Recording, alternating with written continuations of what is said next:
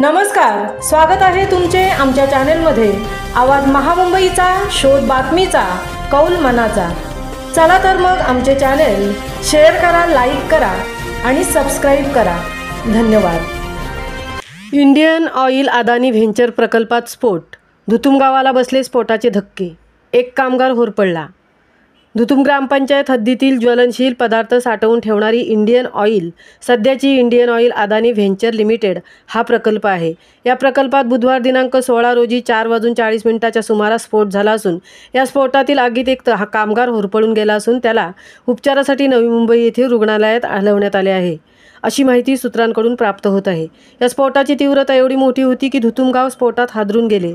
उरण तालुक्यातील धुतुम ग्रामपंचायतीच्या हद्दीत ज्वलनशील पदार्थ साठवून ठेवणारी इंडियन ऑइल सध्याची Indian oil Adani venture limited हा प्रकल्प आहे। या प्रकल्पात ऑइल, पेट्रोलसह इतर ज्वलनशील पदार्थ साठवून ठेवले जात आहेत।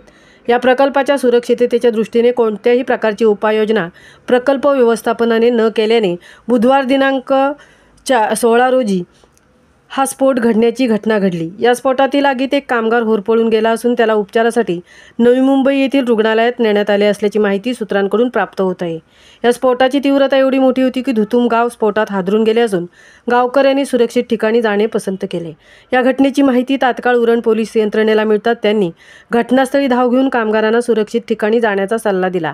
सिडको JNPA अग्निशमन दलाच्या जवानांनी घटनास्थळावर धाव घेऊन स्फोटातील आगीवर नियंत्रण ठेवण्यासाठी शर्थीचे प्रयत्न केले असल्याची माहिती सूत्रांकडून मिळत आहे।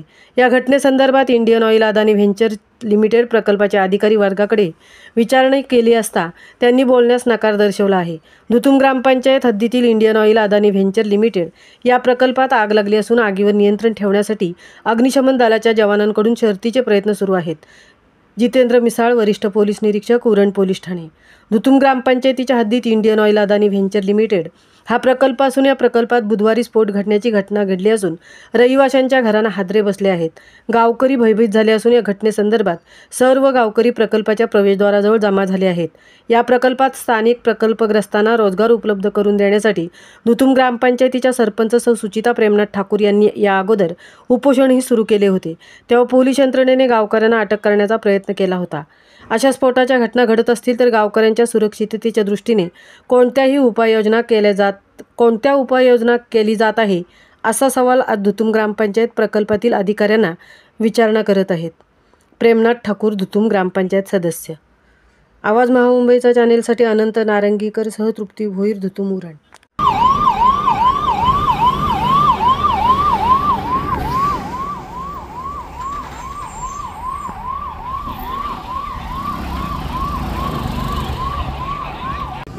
आम्हाला नाही माहिती कोण आहे रोहित